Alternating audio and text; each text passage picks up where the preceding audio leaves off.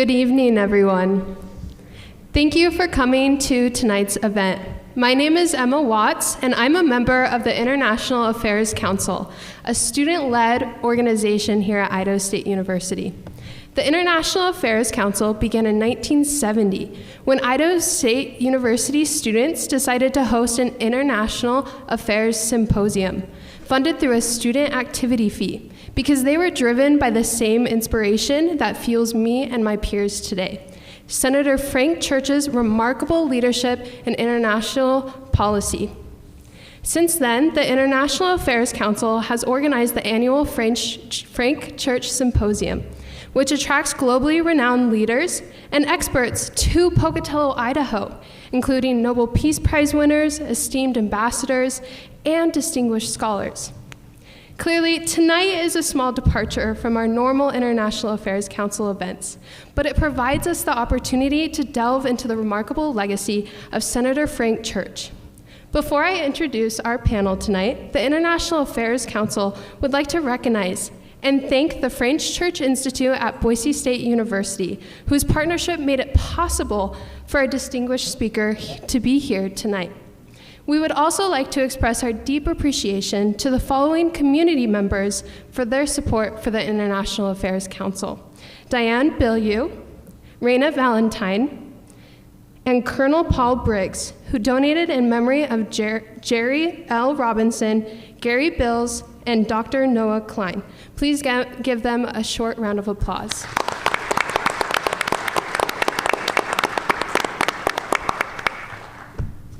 With that, I'm excited to introduce our panel here tonight.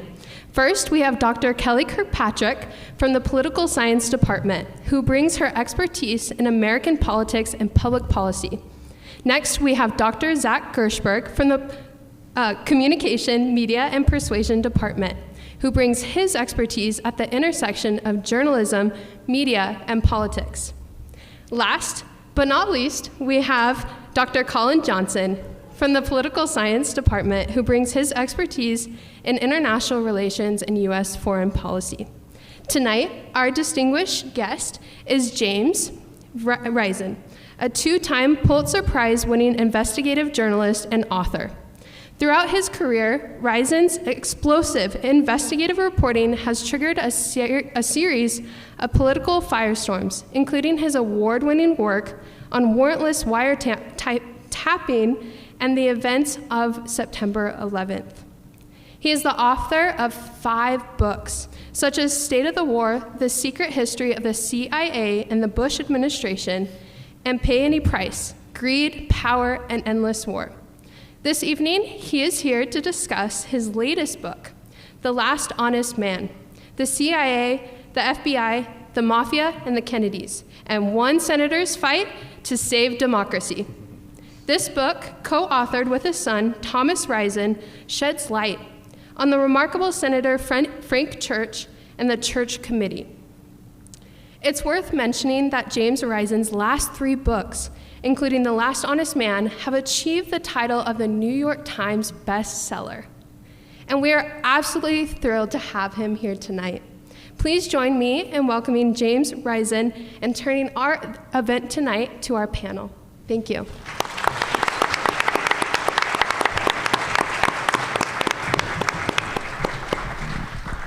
So for this evening, we thought we would start with each of the panelists just briefly giving our thoughts on the book, where we really see it kind of on the bookshelf.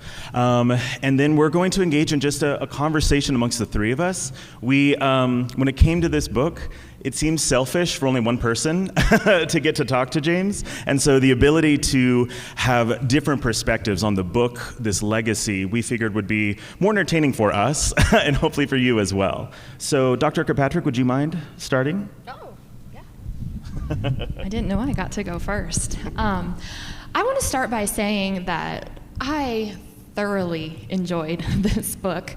I am an avid, well, I'm going to call it reader, but mostly I listen to audiobooks extensively. I've just recently, with this book, finished my 65th book of the year.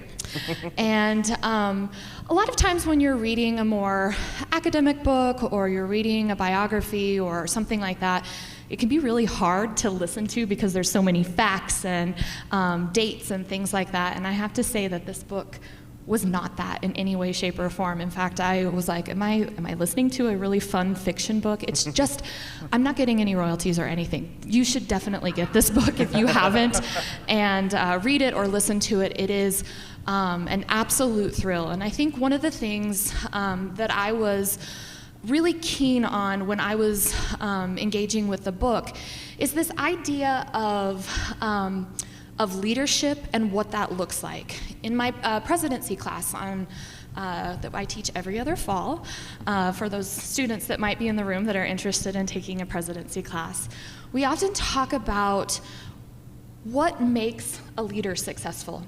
Is it the times in which the leader is present, so the times are making the leader great, or is it the leader who makes the times? And as I read through the book and listened to the book, I really had to come to the conclusion that it was both.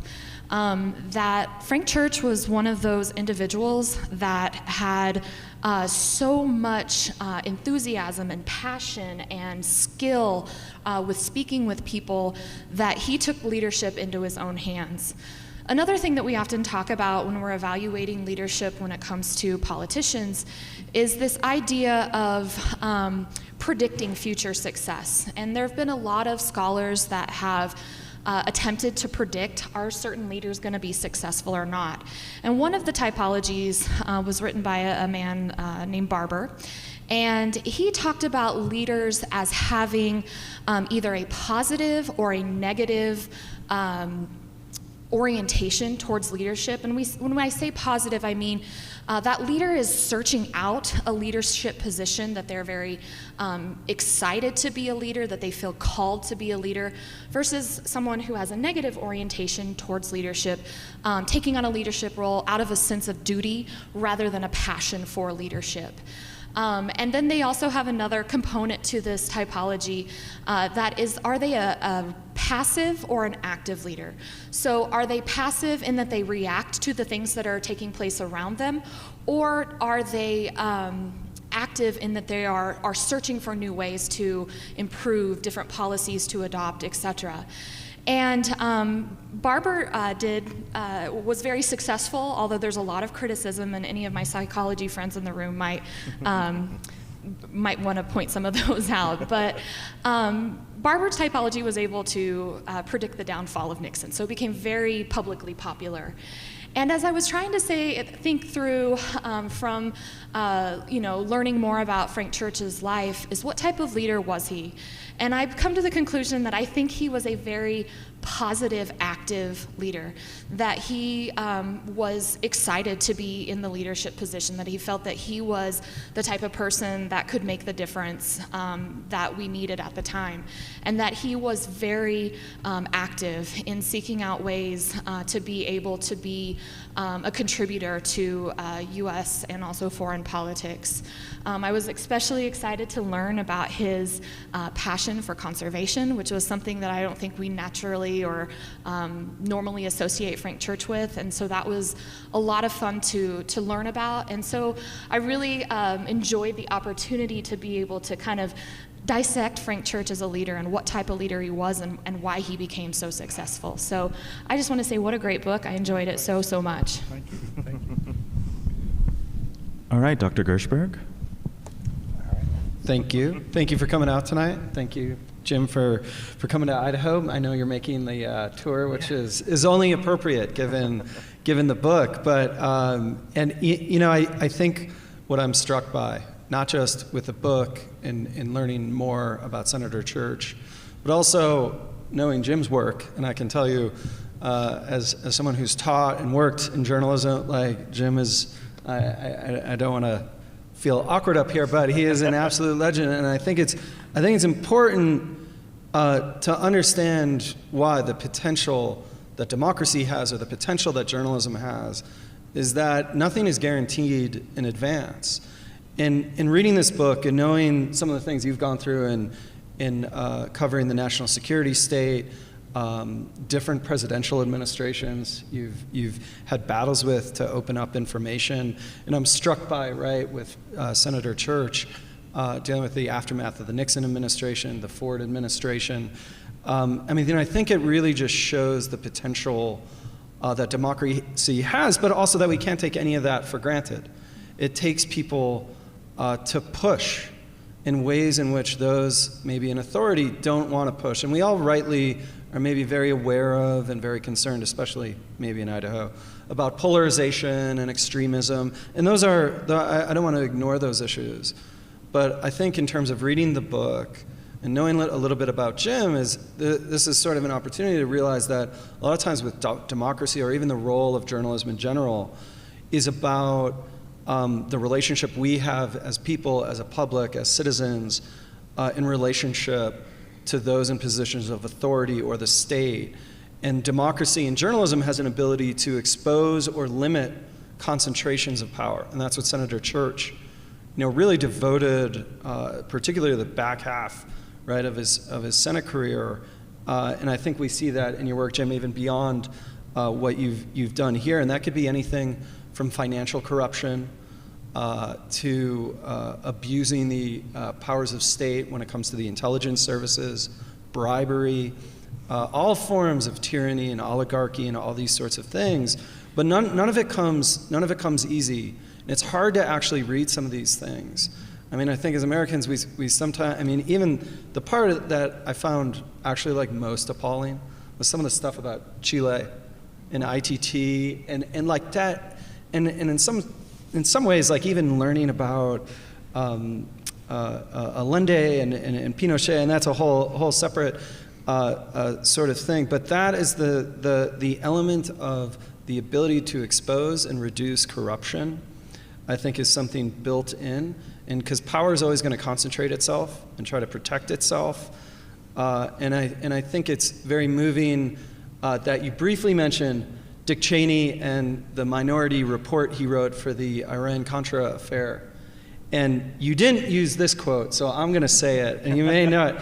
He wrote, "The chief executive will on occasion feel duty-bound to assert monarchical notions of prerogative that will permit him to exceed the law." And you didn't mishear me. That was monarchical. And so, and I think it's very touching that in some ways the epilogue is this a little bit of a lament, right? And I think it's important to recognize that lament in terms of Senator Church's legacy, and I think some of the issues of the surveillance state that we've seen this century, but also that there is an opportunity to push back or maybe recognize the error of our ways in some ways. So I just wanted to bring that up, and I think this is a really excellent portrait of perhaps the perfect author, perfect journalist to cover I don't want to say a perfect politician, because if one lesson we've learned is no politician should be seen as perfect. This is a democracy, and we're the citizens, and no politician should be on that big of a pedestal. And so I want to thank you for coming, and thank all of you for being here, and I look forward to the discussion. Thanks. So I will try to be brief, but I think from my perspective, one of the things that I think we kind of have to take a moment for, and it comes up fairly frequently, for students in the room, this is a very 20th century understanding of geopolitics and even American politics, and it's quite distinct from our contemporary. And I think that's one of the most exciting things for me, and a lot of the questions that I have, which we will get to. Jim, you will get to respond to all of this. But I think when we conceptualize Idaho, and I am not a native born to this state. Unfortunately, I was born in Texas. I got out. We did it. But when I think about Idaho politics, one of the things that in my U.S. foreign policy course this semester, I ended up using this book as a framing device for understanding just how important Idaho is in determining a foreign relations perspective from the Senate itself. For those that are unaware, Mount Borah, our tallest peak, is named after Senator William Borah, who at the beginning of the 1900s was the leading isolationist, really did not want the U.S. involved in European affairs, and was the largest proponent of not joining the League of Nations after World War I.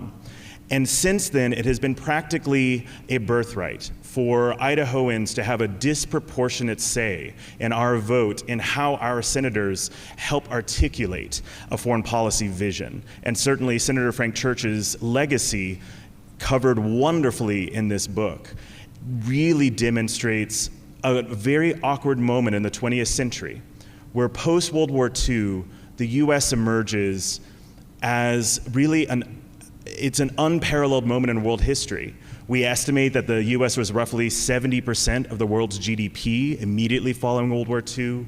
The amount of resources, leadership that we needed to step into, there were questions of how monarchical should we be? How far should we project our power?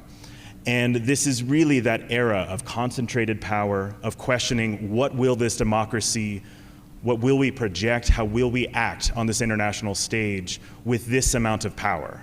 And what is truly unique and so exciting to delve into from my perspective tonight is thinking of, as Senator from Idaho, playing such a fundamental role in not only shifting the conversation in American politics, not only the US Senate itself, but also thinking of articulating a different vision of the US and our leadership and what we want to contribute to the world.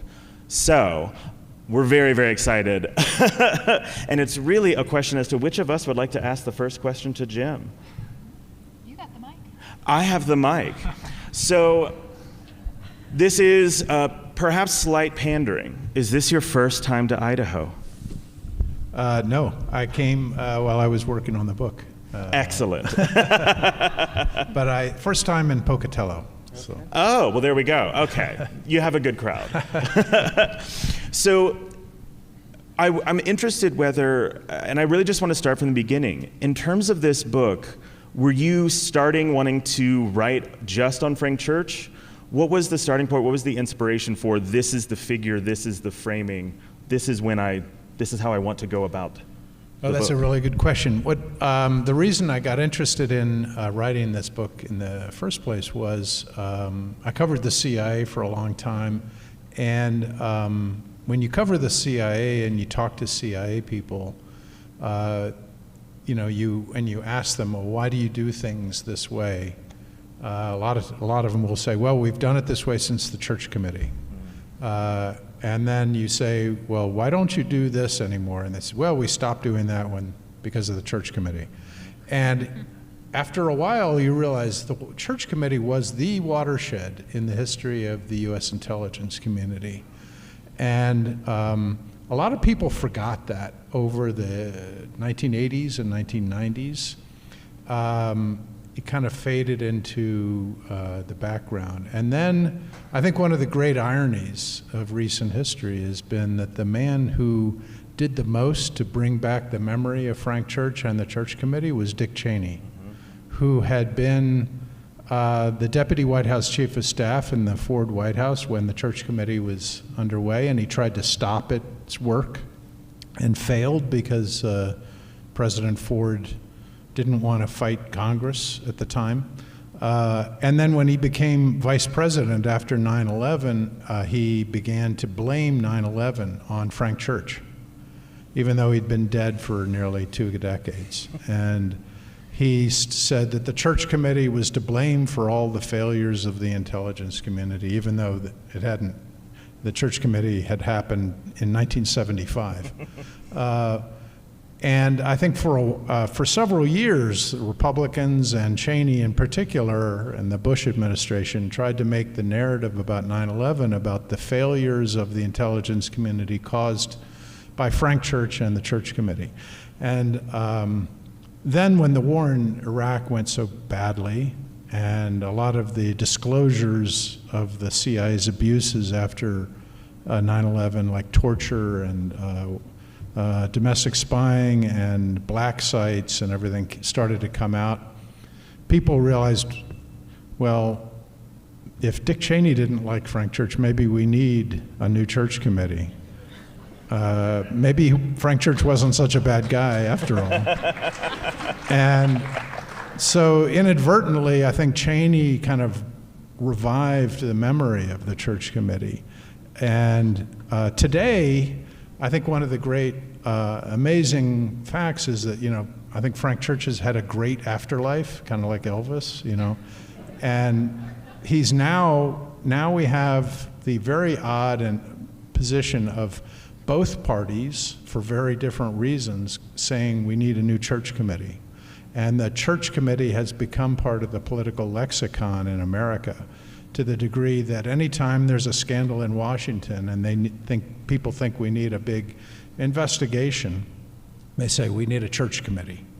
And so I think he has now become such a part of our political language that I thought, we really need I wanted to go back and see what really happened with Frank Church and the church committee.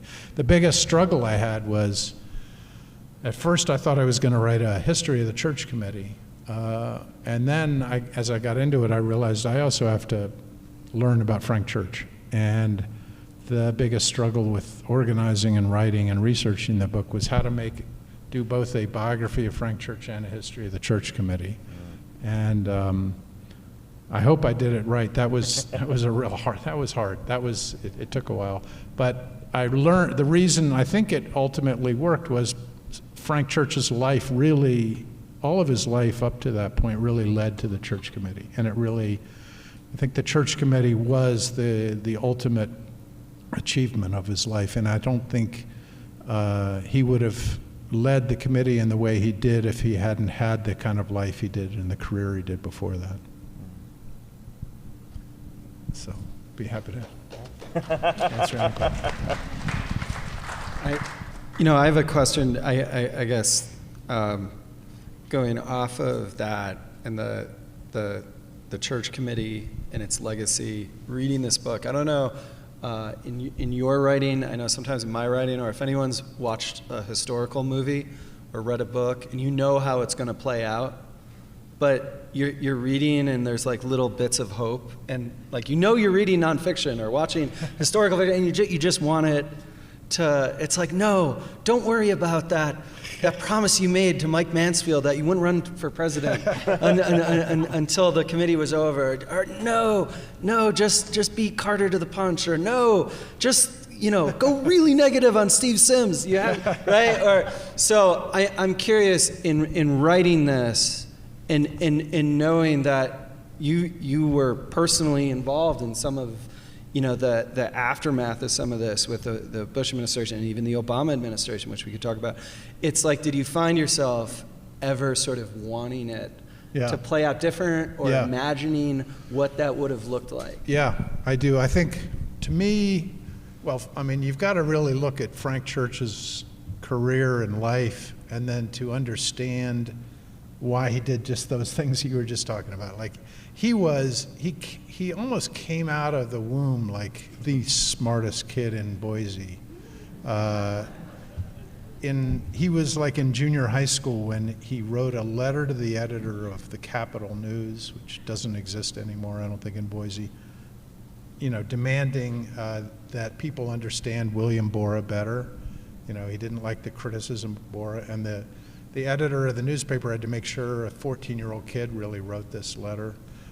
So he had this long history of being very intelligent. He became radicalized by Vietnam.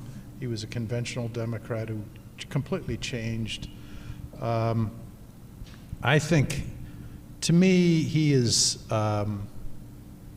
the best politician. He's not perfect, but I think he's the best politician I've ever written about. And I think he had this core set of beliefs that led him into the church committee, that led him to fight for things that many of us think politicians should always fight for, but they rarely do.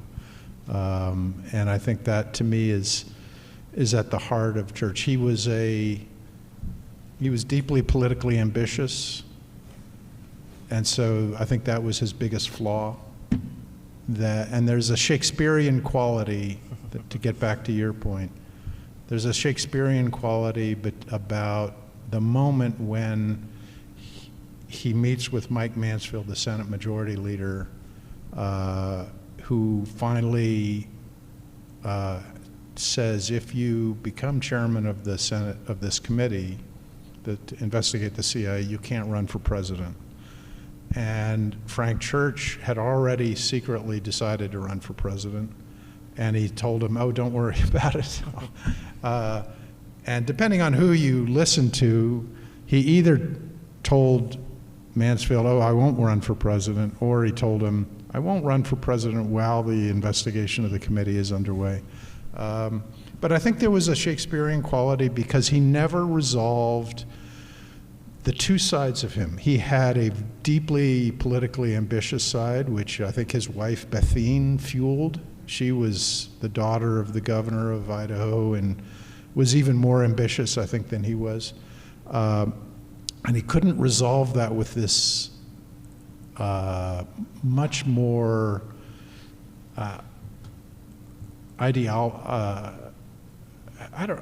it's not an innocence, but a will to do the right thing and to reform America.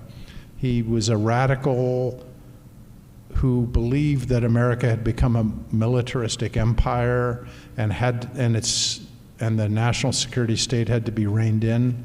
And yet he would go to parties with Henry Kissinger. And he wanted to be president. And so I call him he was a mainstream radical. And that, he never resolved that. And I think ultimately that was his failure, because he tried to run for president while he was running the church committee. And he kept going back and forth and back and forth. And I think ultimately that's why he didn't win the presidency. And that's why I think there was so much criticism of him by the press during the church committee. People thought he was only doing it because he wanted to be president, which I think was unfair. But I think it was in his own mind, he had two different sides, and I think that's the great tragedy. He never resolved those two sides of himself. So I'd kind of like to go along with the theme of two sides of Frank Church. So in congressional studies, we oftentimes talk about the work of Richard Fenno, who talked about it, he called his book Homestyle, where on the Hill that members of Congress act in a certain way, and then when they're back in their home districts, they have to almost take on a completely different persona to continue to get reelected. And I think you spoke to that some in terms of talking about the recall effort that occurred. And I'm curious if you had a sense that he took on a different type of persona in his home district versus his, on the Hill, and how you kind of parse that out. No, I think he was politically ambitious, but he didn't do that. He was very careful, he was very conscious of always saying the same thing in Idaho that he said in Washington. And in fact, his wife was always worried that his political views, which were becoming radical throughout the 1960s, were going to cost him re-election in Idaho. And he kept saying, no, the people will understand. And so he would come back to Idaho and talk and explain his views. He would go to every county courthouse in the state. And in fact, one of the most famous events he did was he gave one of his major speeches on the floor of the Senate about the war in Vietnam. He followed up with almost the exact same speech at Idaho State University here in Pocatello. And it was a remarkable effort on his part to explain himself. He thought, even though he knew that Idaho was conservative, he thought that if you explain things to people, they will listen and they will understand. And on Vietnam, that was particularly true. He had to run for re-election in 1968, which was a chaotic political year, and Republicans attacked him on Vietnam. But he would go all around the state and explain his position, and he won easily. that year. And it was that 1968 and the 67 recall, which had happened the year before, where it was because of his opposition to the war in Vietnam. And then 1968, the fact that he won so easily convinced him that he did understand how to communicate with people in Idaho, even as he was becoming more radical. I'd like to ask a follow-up on that. And I know that it's asking you to speculate. Yeah. But given our current political situation and the deep polarization that we see in the United States, do you think that if Frank Church was active today, around today, that he'd be able to pull off the same sort of explanation to the people of Idaho to elect a Democratic senator from the state? Yeah, excellent question. I think he began to get worried about the transformation of Idaho in 1974. 1974 was a very Democratic year for congressional midterm elections because Richard Nixon had just resigned and Watergate had just happened. And he kind of took the election that year for granted, and he almost lost. He won, but he was running against a guy nobody had ever heard of, who was a friend of Steve Sims, that Sims put up just because he wanted to test to see how Church would do. And after that election in 1974, even though he won, I think Church realized that Idaho was changing and that it was going to be much more difficult for a Democrat to get elected here. In fact, he told one of his staffers after that election, I think I'm going to be the last Democratic senator from Idaho. And then he lost the next time in 1980. I think the thing that really surprised me, just as an aside, that I didn't know before I started working on this book was how much Idaho was really not, before in the decades earlier, was not quite a swing state, but it was pretty close to being a swing state for a long time. Franklin Roosevelt won Idaho four elections in a row, and then Harry Truman won it after that. And there were a lot of Democratic governors and senators over the years. And really the transformation of Idaho has really only been in the last 30 or 40 years. But I don't know, I think he was such a good politician. If he came back and tried to explain himself, explain his positions, he might be pretty successful. You want to jump in? Sure. I'm curious, Gary, you just wrote a book about a senator who sort of, battled, fought these tremendous battles to obtain information, publicize that information. You yourself have done the same thing. And I'm surprised there's not the note of, I was almost expecting, and I think it's a credit to you as a writer, what keeps you from being jaded, at least?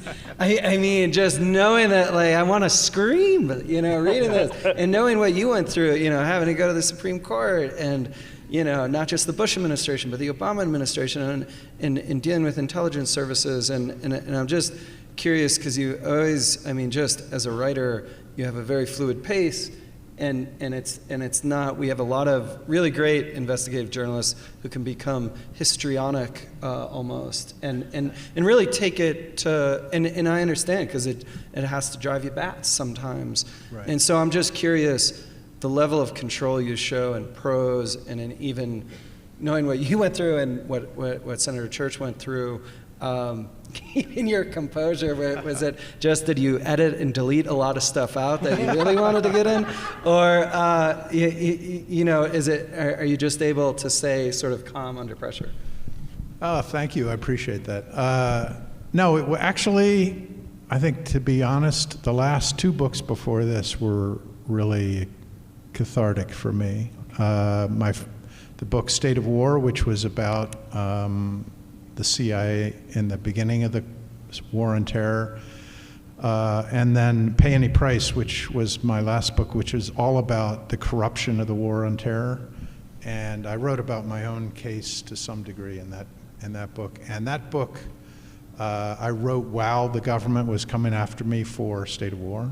And so it was really my FU to the government for what they were trying to do to me at the time. So you were able to get it all out. So I got it out of my system by the time I wrote this book. Well, thinking about that,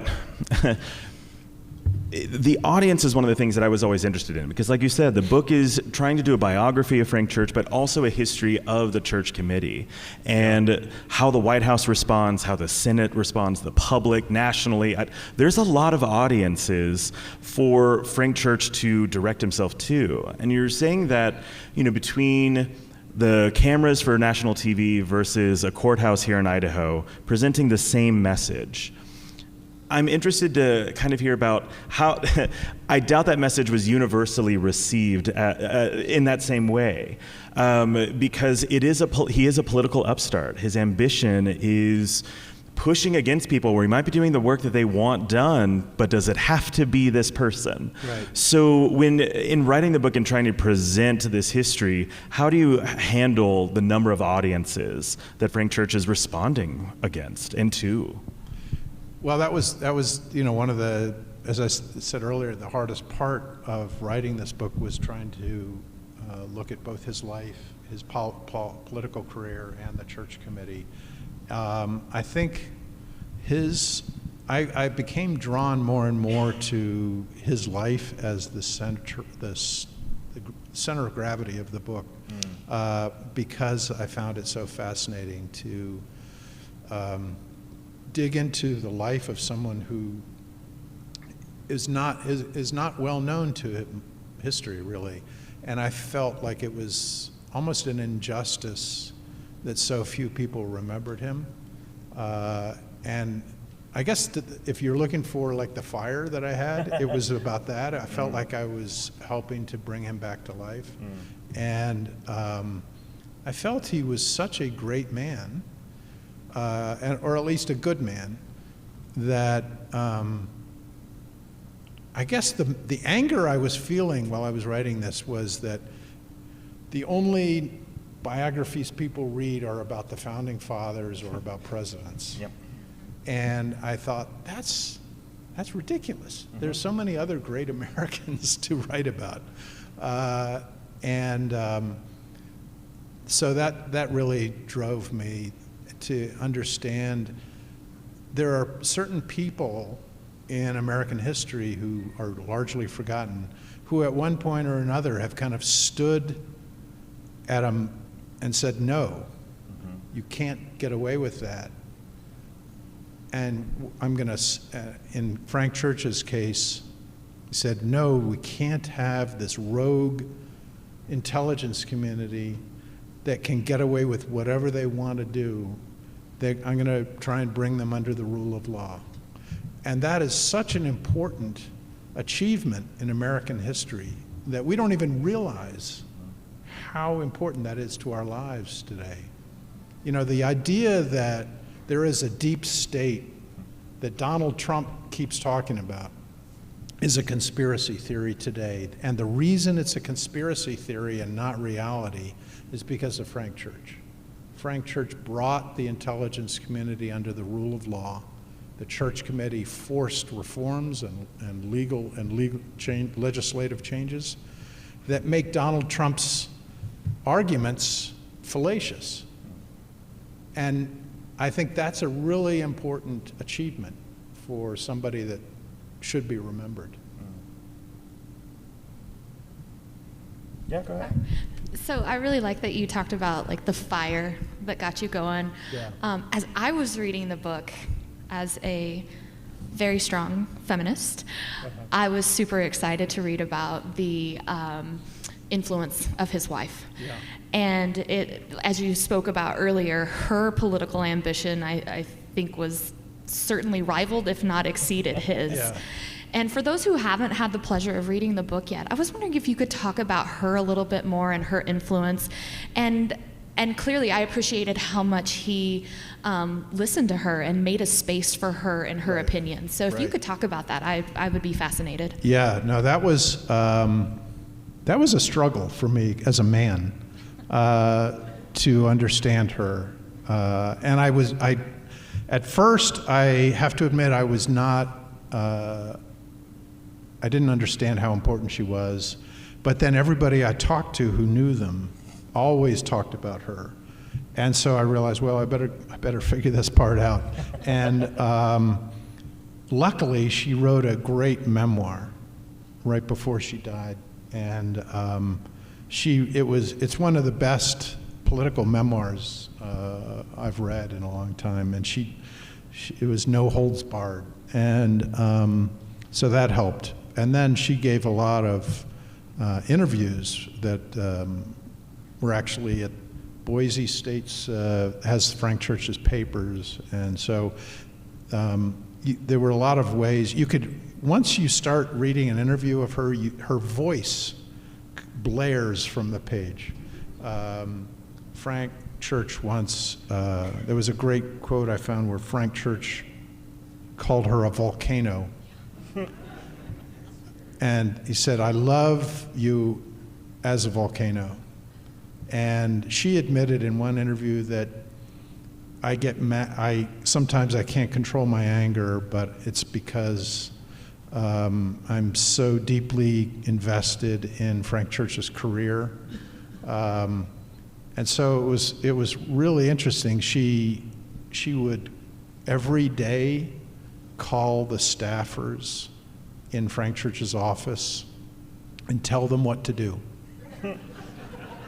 And remind them of things that Frank was supposed to do that day, who he was supposed to call, where he was supposed to go. Church finally got a secretary assigned just to deal with Bethune. And so she was a force of nature, and so I worked hard to try to bring her to life. So I appreciated that so much. I thought that was such a treasure to read about. And I get the impression, and I'm curious what your thoughts are, that if it had been maybe 20 or 30 years later, that she would have been the senator. Yeah, well, in fact, she thought about running in 1986, right after Church died. She was going to run against Steve Sims, who defeated Church in 1980, and Sims was up for re-election. And she met with John Evans, who was then the governor, the Democratic governor of Idaho, and Evans talked her out of it because he wanted to run. And he then lost to Sims. So I think she could have won that year. That was one of those moments where I'm like, come on, just do it. Who cares? Throw the fire. I was like, come on.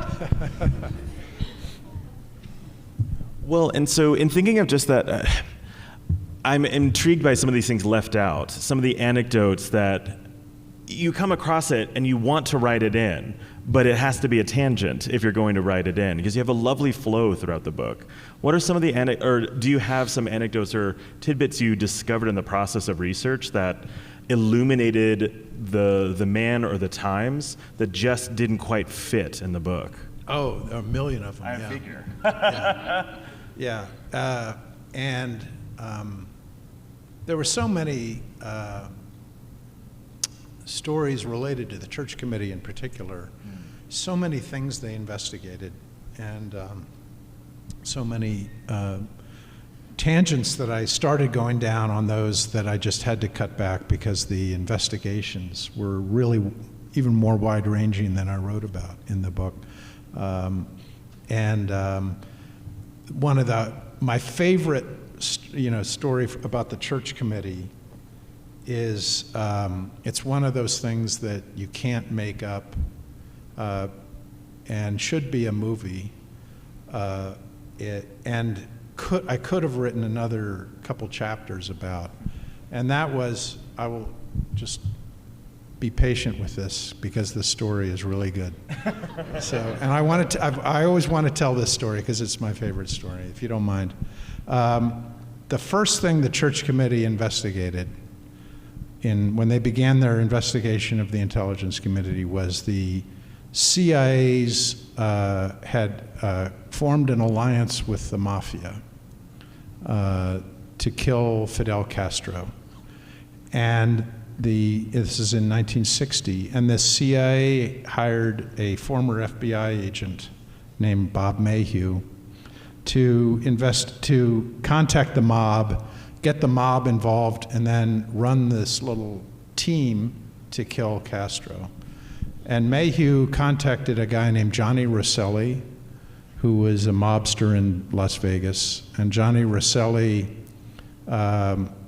who is probably the guy that, if you ever saw The Godfather, where Frank Sinatra wants a part in a movie, and they put the horse's head in the producer's bed, and then Frank Sinatra gets the part. There's a lot of evidence that Johnny Rosselli is the guy who really did something like that. Anyway, Rosselli then contacted Sam Giancana, the boss of the Chicago mob, to join this new team to work with the CIA. And they went to Miami Beach and started hanging out in the Fontainebleau Hotel with Bob Mayhew. And it was kind of like Ocean's 11, they were just kind of hanging out thinking about how to kill Fidel Castro. And then Sam Giancana tells Mayhew, I've got to go to Las Vegas. I'm leaving because my girlfriend, who's Phyllis McGuire of the McGuire sisters, is probably sleeping with Dan Rowan, a comedian. And I'm going to probably go kill him. And Bob Mayhew says, no, don't go, don't leave. I need you here in Miami Beach. I'll send in a private investigator to Las Vegas to spy on him and find out what's going on. And he got the CIA to pay for a private investigator to wiretap Phyllis McGuire and Dan Rowan. And after a couple days, the maid in the hotel in Las Vegas came in and saw all the surveillance equipment of this private investigator and called the police. And the police called the FBI. And the FBI came, and the private investigator he folded up like a cheap suit and told him that a guy named Bob Mayhew in Miami Beach had hired him. And so the FBI then started talking to Mayhew, and Mayhew called the CIA and said, you got to stop the FBI from investigating me. And all that did was lead J. Edgar Hoover to discover that the CIA was working with the mafia to try to kill Fidel Castro. And then he began to dig a little bit further, and the FBI found that not only was Sam Giancana sleeping with Phyllis McGuire, he was sleeping with a woman named Judith Campbell, who was also sleeping with President John F. Kennedy. And as soon as J. Edgar Hoover found that out, he went to the White House and confronted John F. Kennedy. And shortly thereafter, J. Edgar Hoover got the approval to wiretap Martin Luther King and start to spy on the civil rights movement. And so the church committee investigated both the CIA's alliance with the mafia and the FBI's harassment of Martin Luther King, and revealed both of those things for the first time. And so I think those are two of the landmark investigations of the church committee. So. A lot of that sequence, one of the, granted I don't study literature, but I like to make pronouncements on novels, so I'm going to do that. One of the most ludicrous, but kind of ludicrous fun, but ludicrous vulgar books in American history is by James Ellroy. The American Tabloid is this historical fiction about the Kennedys and J. Edgar Hoover, and so it's so insane. It's about the mob and the CIA and the FBI, and it's just awash in a narcotic sort of fog. And reading that sequence, and some of the stuff you just went over, it's like, wait a second, that was like that silly fiction book that I read. And it's almost wild. And we sometimes think of corruption as just forms of bribery and things like that, but it's also just a deep sense of abuse of authority and corruption of the state, just literally without accountability. And I think, Jim, like what you were referring to earlier about maybe Senator Church as a tragic hero, I think in some ways, and I don't know if you got this sense, is like it was he had this conscience that he did not, like there was some line he maybe had in his head that he didn't want to follow, because like the easiest thing in the world for a politician to do is like, so what if you told Mike Mansfield something, right? And so I'm curious if in some ways in writing this you sort of felt that you got a sense of how Church, like in writing a biography and reading all the things like Colin's mentioning, like even the stuff that doesn't go in the book, did you get a sense of how he thought, not just what he thought? Yeah, I did. I mean, I sometimes had to guard against that. I didn't want to assume too much, but yes, I mean, you can, I felt like I was starting to get into his head, after 4 or 5 years, and especially, and this goes back to what you were saying, especially by reading what Bethine would say, because Bethine was like his muse and also his alter ego, and you could see sometimes she would kind of blurt out the truth about Frank, and so that was helpful in that. And I think you began to see Church had an innate sense, I think, of what was right and wrong, and I think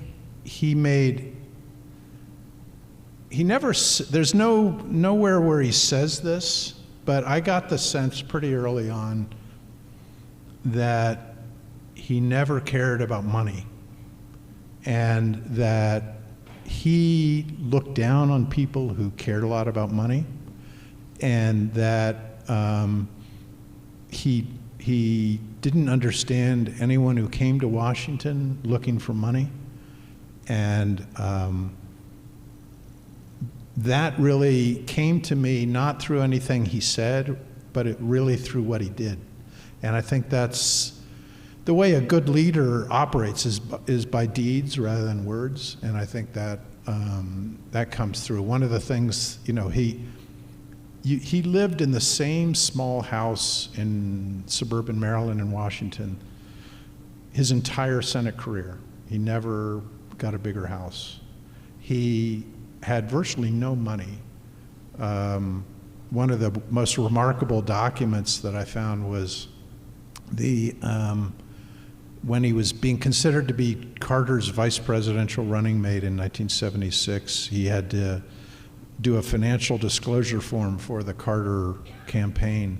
And the document that he listed all of his financial assets was embarrassing, how little money he had. And he had a house in Maryland, and Bethine had her mother's house in Boise, and that was about it. And so it was really through his actions that I began to understand him. And, I think it's a pretty remarkable record.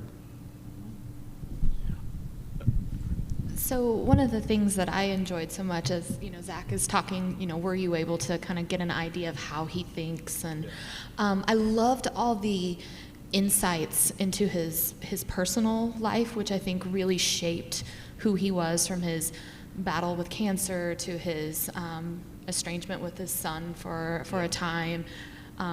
The way that he and Bethine came to be engaged, and how she was engaged to somebody else, and I loved all those snippets. But one of the things that stuck out to me, and I wanted more information on, is he had Marlon Brando and Liberace at his home, and how do you get in the circle with Marlon Brando and Liberace as a senator from Idaho? Yeah. Well, he was in the late 1960s and early 70s. His opposition to the war in Vietnam led him to become the leading senator on Vietnam at the time. And there was a whole series of legislative initiatives he took called the Cooper Church Amendments to block funding for the war in Vietnam. And the Cooper Church Amendments became a synonym for the anti-war effort in Congress. And so he became, for the very first time in his career by around 1970, he became famous. And he became a national star, which he had never been before. He'd always been a Senate backbencher. And that attracted a lot of Hollywood celebrities. And so they wanted to hang out with him. They wanted to come, they donated money to his campaigns, and they wanted to come to Washington and meet him. And it was kind of funny because if I've seen his house in Maryland, which is still there, it's tiny. And he would have very small dinner parties. Brando would come over and play with his kids. And Paul Newman would come over a lot. Liberace came in a stretch limousine. But I think there was a side of Church and Bethune that loved that. But I don't think they ever got compromised by it. So on that note, I mean, in thinking about understanding his voice and his process, understanding his personal life, one of the things that I think about in the running of this committee, the number of staffers, the army of people that he's overseeing while still trying to be a senator, being a politician and all of that, in engaging with the actual behind the scenes, how the committee does the work, did you get a sense of what it was like to be the boss? There were two bosses. There was also Bethune. Yeah, but right. How was it to be in the staff and following the orders of the senator from Idaho? Yeah, the staff, I mean, one of the best resources for me was that a lot of the church committee staffers are still alive, mm-hmm. and they were around and willing to talk. Just as a researcher, what I found in here is that when people are, most of them are in their 70s, I guess, and it's amazing how the passage of time makes them talk more freely. And so a lot of the internal fights and disputes they were willing to talk about. And Church had to manage a staff that was really deeply divided between foreign policy experts who wanted a very modest committee that would just have a few hearings with a few wise men, former CIA directors, to have them tell them what kind of reforms were needed, versus a lot of New York lawyers who were brought down to create a new Watergate committee who wanted a very aggressive investigation. And Church had to decide between those two things, and he chose the aggressive investigation. And I think that was one of the most important decisions he had to make. And that led immediately to the investigation of the CIA and the foreign assassinations by foreign leaders. But I think he was not hands off, but he let the staff do a lot of the work, and he would get involved in major decisions, like the decision on which direction the committee should have, and then he would help pick the major issues to investigate. Because you got to remember that there had never been an investigation of the CIA before. The Church committee. There was no intelligence committees on Capitol Hill at the time. And so they had 30 years of CIA actions and activities to look into, and they had to pick what to focus on. And so Church played a big role in that. But then he delegated authority to the staff on how to do the investigation. He got involved in a couple key issues when he was criticized at various points because a lot of people knew he had been close to John Kennedy. And as the investigation got into the Kennedy administration, he had to make sure the staff knew they could go ahead and they didn't have to suppress or pull their punches. And the key moment came when one of the women I mentioned earlier, Judith Campbell, who had been both a mistress for Sam Giancana and for John Kennedy, the staff wanted to interview her. And so he approved that, and they brought her in, and they conducted an investigation of Kennedy and Judith Campbell. So in this committee as well, I think, kind of tying to Zach's comment on ludicrous stories or seeming fiction, this was a bipartisan committee. There was an actual agreement on how to investigate the government across both parties. And one of the things I'm interested in hearing a little bit more on, because you touch on it in the book, but I wonder whether is it a sense of church's leadership and in making sure that bipartisan path, or is it that regardless of political affiliation, what they were uncovering just outraged members on both sides of the aisle? How do we understand that cooperation on that church committee? Because you needed coherence throughout, across that committee, to have the kind of results they were able to have. Yeah, that's a good question. And I think part of it is just the Senate was still more tradition-bound then to consensus than it is today. Bipartisanship wasn't dead. And Mike Mansfield, when he created the committee, made sure to have, even though the Democrats had a 60-seat majority in the Senate at the time, he only he created the committee so there was only one extra Democrat. So there were 6 Democrats and 5 Republicans. There was a broad range of Republicans on the committee, but as strange as it may seem, there were several liberal Republicans on the committee. So the ranking Republican, John Tower, a Republican from Texas, was put on the committee oddly by this Republican chair, the minority leader in the Senate, Hugh Scott, and the White House wanted Tower to be the ranking Republican because they knew that nobody liked John Tower, that he was kind of a jerk, and that they could count on him to disrupt Frank Church's operations and that he could spy on them. And the great surprise and upset of the church committee was that John Tower and Frank Church got along really well. And Tower became outright outraged by what they were finding and went jointly with Church to the White House to tell Gerald Ford, you've got to cooperate with us and give us the documents and the access we need to classified information. And that just shocked the Ford White House. And it really made a huge difference in how they were able to operate. I have to say, as a Texan, we tend to elect jerks, it's a thing. But it is very nice to hear that in that same moment, there is that point where someone could have stopped, and yet there was a recognition of this is important work. Right. And that kind of camaraderie is, I think, it's so fun to read because the moment they understand it on both sides of the aisle. One of the things I think led to that or helped was the fact that they were almost all World War II veterans. And this was like 30 years after World War II.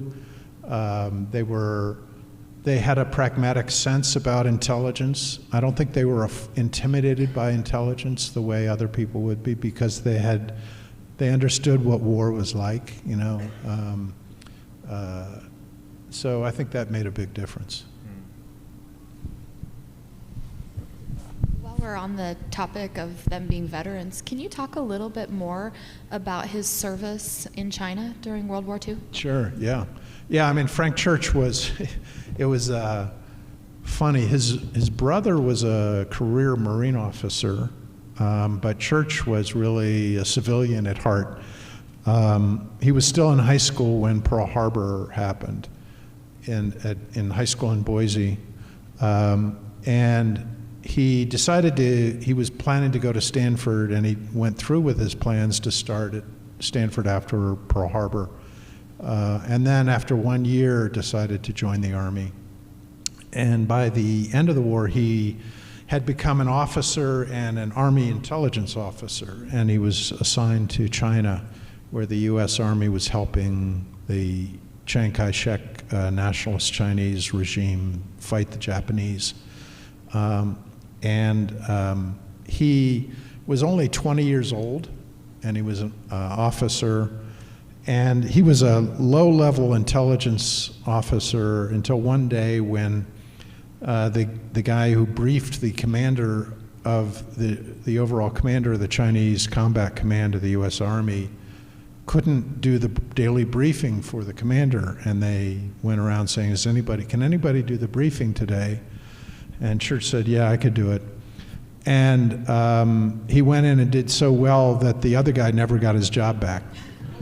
And the commander of the commanding general loved Church, and he loved his diction. He said he had the best diction in the Army, and he loved showing him off to other officers, and he made him speak to people just to let other officers hear what his great power of speech was and his diction. And it was kind of embarrassing to Church, but it also was great because the commander awarded him a Bronze Star for his intelligence work, which I'm convinced was just because he liked the way he spoke. He then had him come with him to the Japanese surrender in China, which was a big honor. There was a famous line that Church wrote in I think it was a letter to Bethune. He said, if there's something like, if no one ever hears from me again, having been here at this surrender is enough for me. But he came away from China really disgusted by the corruption of the Chinese nationalist regime, and that played a big role in how he looked at Vietnam years later. He compared South Vietnam to the Chinese nationalist regime, and he came to believe that the war in Vietnam was just as unwinnable as the war in China. You know, I'm struck a little bit by hearing about Senator Church as a intelligence officer, and George McGovern was he was on the bomber pilot, yeah. And it's interesting because those are the two senators that are always seen as the anti-war candidates from the 70s. But I'm also struck by what goes along with Church is you have Cronkite at one point coming out against Vietnam. You have the Watergate reporting from Woodward and Bernstein and others. You mentioned Cy Hirsch, right? And so one thing students always sort of ask me as I go through media history and things like that is so we've mentioned there hasn't been a Democratic senator from Idaho in 40 plus years, but the 70s were also the high watermark for trust in news media. And the opportunity to slow the intelligence agencies and power of the state. And so it feels as though those opportunities, are you optimistic that could potentially return? Or does it seem, that we're just gonna maybe muddle through? That's a great question. I think, as you said, I think the 70s was a kind of a second progressive era, and I think that it was in revulsion to Vietnam and Watergate in the same way the first progressive era was a revulsion against robber barons. I think we're getting pretty close to a revulsion of robber barons again, and of demagoguery, right-wing extremism, and I think the cycles happen. I think the fact that there's, I think there is a real fear growing in the country of the power of right-wing extremism and of the oligarchs from Silicon Valley kind of teaming up to try to buy elections and stuff like that. So I think there's I think the Trump effect of is having, there's a lot of people who are so fearful of his demagoguery that I think that could lead to a counterbalance. So, thank you. So, how about, I'm curious, in terms of journalism, you've written for traditional mainstream publications like the LA Times, the New York Times. You've written books for more mainstream publishers, but you've been working with The Intercept, an online investigative outlet that does a lot of international coverage. We have here in Idaho the Idaho Capital Sun, one of the new sort of nonprofit news sources. But in terms of newspapers, investigative journalism, which sometimes is first on the chopping block when it comes to cutting costs, I'm curious where your outlook is kind of moving forward for news reporting.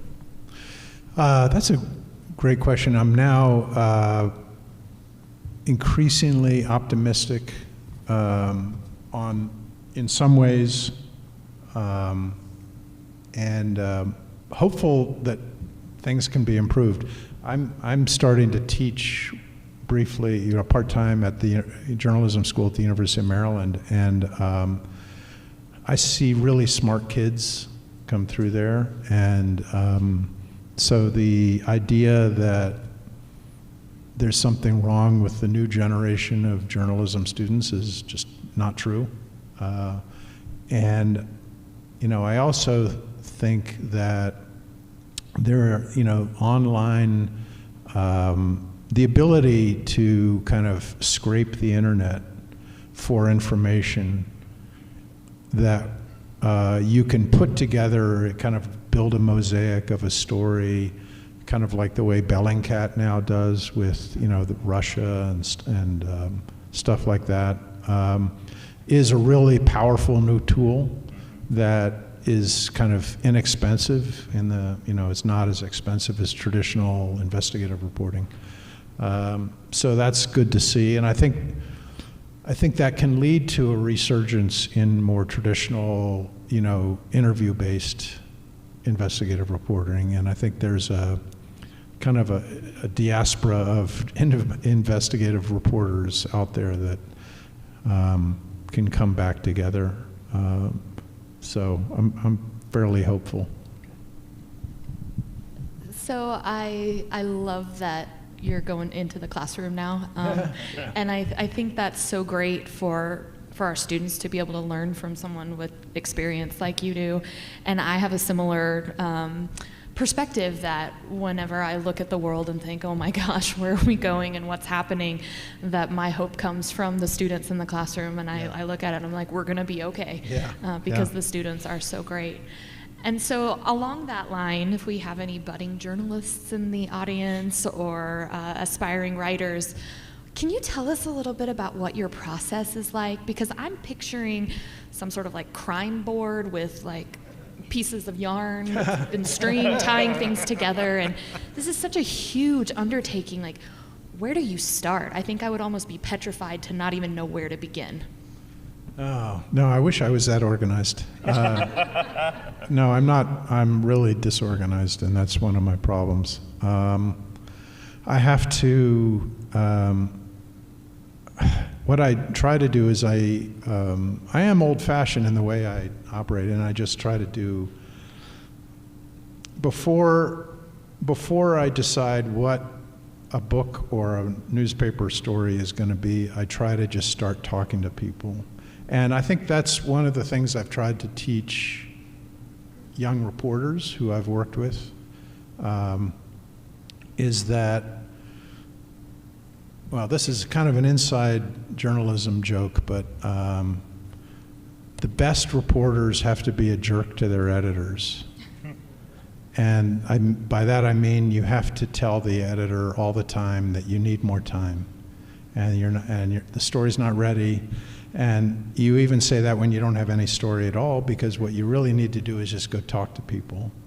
And the best stories I've gotten over the years are things that I never expected to get, or that I wasn't even looking for. You're talking to somebody, you're having a drink or coffee or lunch or something, and just talking about football or something, and after like an hour or two, they mention something in passing, and then you realize, what did he just say? And then you realize that was like really important. And so that is really the lost, if there's anything been lost by the demands of speeding up the news cycle, that's the part that's been lost, is the ability of reporters to take more time to get to know sources and to just take their time to have an open mind and go look for a story. But there are ways to do it, as I said, just by, a lot of reporters are afraid to push back against the management, and you have to. In fact, I think it's fair to say that I've almost been fired from every job I've had. So.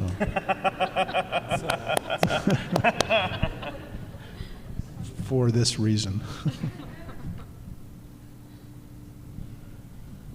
Well, so I'm trying to think of a concluding question, because what we're going to do is we're going to dismiss, and if this conversation hasn't been a sales pitch to buy the book, I don't know what's wrong with you, but we will have Jim out front signing copies again. But in terms of reflecting on the time spent studying a committee, studying a man, at the end, like where does your interest turn?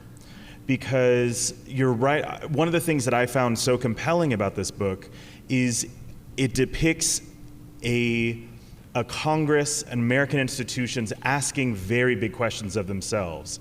And we've seen this process most recently. So what does this inspire for you in terms of where does your mind go, essentially, after this project? Well, I think the thing that the image that I came away with after I'd started writing, and I realized, wait a second, this is what this is. And I realized what the Church Committee was in 1975 was. It was like a constitutional convention on national security, which we had never had before and which we haven't had since. If you look at the transcripts of the testimony and the statements by both witnesses and by members of the committee and the evidence, the quality of the debate was incredible. It was talking openly about these giant issues of security versus liberty, of civil liberties versus the ability of the state to control secrets, of how national security should affect domestic tranquility, domestic democracy. And it's remarkable. And we had gone since World War II and the growth of the national security state without ever having that debate. And so I felt really strongly that I was looking at a kind of a history that people had missed, had not noticed that that's what had happened. And it gave me a great sense of satisfaction that I want to do more of that kind of research on other subjects. So that was the moment that was the most fulfilling for me in terms of as a writer and as someone I want to try to do more of that. Well, wanting to thank my fellow panelists for their wonderful questions and insight, and certainly you're welcome that you had an extra reason to read a really, really good book. And thank you so much, Jim, for coming and adding Pocatello to your itinerary across Idaho. It means a lot to us here, but certainly to our students, and giving us a chance to ask these big questions and a worthy narrative to really delve into them. So if, with that ado, thank you so very much for coming to ISU. Thanks. Thanks for having